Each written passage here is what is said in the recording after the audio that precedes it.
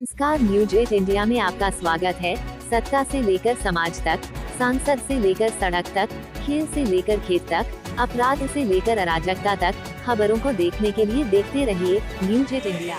लेकिन ये आम आदमी पार्टी है, वो अरविंद केजरीवाल जी है। अरविंद केजरीवाल जी एक व्यक्ति नहीं है, अरविंद केजरीवाल जी एक विचार है। और आज इस देश में लाखों अरविंद केजरीवाल सड़कों के ऊपर उतरे हुए हैं, सड़कों के ऊपर खड़े हुए हैं। अरविंद केजरीवाल जी की विचारधारा है साथियों। अरविंद केजरीवाल जी ने इस देश के गरीब बच्चों के लिए एक नई दिशा देने का काम किया। एक गरीब के बच्चे को ऑटो वाले का, सफाई कर्मचारी का बच्चा भी दिल्ली के सरकारी स्कूल में समान शिक्षा पाकर आईएएस और आईपीएस बन सकता है। ये सपना पूरा करने का काम है।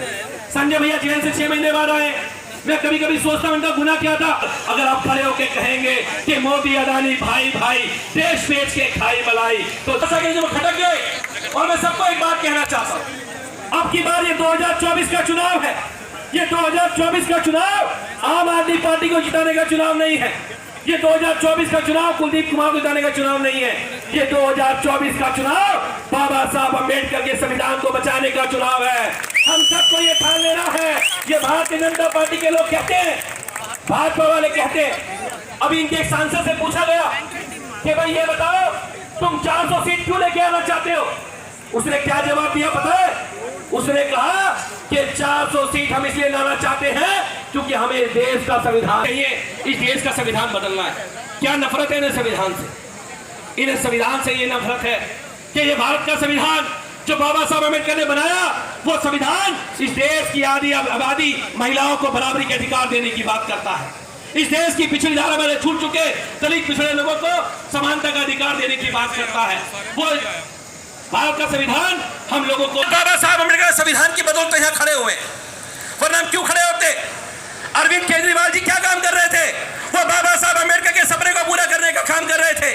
बाबा साहब अम्बेडकर कहते थे कि इस देश के हर दबे कुचले समाज के बच्चे को शिक्षा में बराबरी का अधिकार मिलना चाहिए। उन्होंने बराबरी का अधिकार दिया। मैं न्यू कॉलोनी के स्कूल में गया। न्यू कॉलोनी के स्कूल देश की महिलाओं को शिक्षा की थी तो उनके ऊपर कीचड़ फेंकी गई थी, उनके घरों में आग लगाई गई थी। आज वही काम अरविंद केजरीवाल, ना बाबा साहब अम्बेडकर रुके थे, ना सावित्रीबाई फुले रुकी थी, और ना अरविंद केजरीवाल रुकेंगे। कह के जाता है कोई नहीं रुकेगा। हम इस देश में सबको समान अवसर देने की बात करेंगे। तो साथियों, ये समय इस देश के संविधान को बचाने का है। और मुझे बाबा साहब अम्बेडकर की एक बात दर्शन किया गया। जिस तरह से आज देश में लोकतंत्र की हत्या की जा रहा है और जो संविधान का आज पर फाड़ा जा रहा है, संवैधानिक दृष्टिकोण से जो यहाँ काम होना चाहिए वो नहीं, बल्कि असंवैधानिक काम हो रहा है।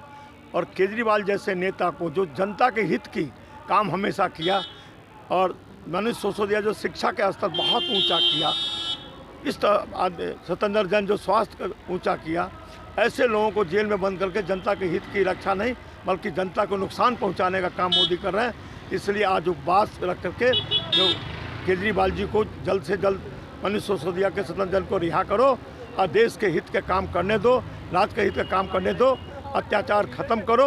और भ्रष्टाचार, जिस भ्रष्टाचार में जो आदमी उनमें शामिल हो जाता है सारा साफ हो जाता है। तो वॉशिंग मशीन अपना ख़त्म करो और ईमानदारी से काम करने वाला को काम करने दो। सर, जिस तरह शराब नीति की बात करें, वहीं कुछ नेताओं को टिकट दिए गए और कुछ को जेल में भेज दिया गया, उसको लेकर आप क्या कहेंगे? नहीं, क्या क्वेश्चन किया? शराब नीति घोटाले को लेकर कुछ नेताओं को टिकट दे दिए गए, छोड़ दिया गया, कुछ को जेल में भेज दिया गया। ऐसा है, जो उनके देखो, एक आदमी जेल में बंद था, सरकारी गवाह बन गया और केजरीवाल जी के बारे में बोला। वो 5 करोड़ पहले दिया और फिर 60 करोड़ का इलेक्ट्रॉन बाउंड खरीदा, तो वो ईमानदार हो गया। तो ईमानदार कौन हुआ? ईमानदार वो है जिसके बीच में कोई प्रूफ नहीं मिला। लेकिन भ्रष्टाचारी वो है जो आप चेक से पैसा लिए। तो भ्रष्टाचारी कौन है? बीजेपी है। तो बीजेपी का इंक्वायरी हो, ईडी और सीबीआई बीजेपी के यहाँ जाना चाहिए, बल्कि केजरीवाल को बंद नहीं करना चाहिए। न्यूज 8 इंडिया में आपका स्वागत है। सत्ता से लेकर समाज तक, सांसद से लेकर सड़क तक, खेल से लेकर खेत तक, अपराध से लेकर अराजकता तक, खबरों को देखने के लिए देखते रहिए न्यूज 8 इंडिया।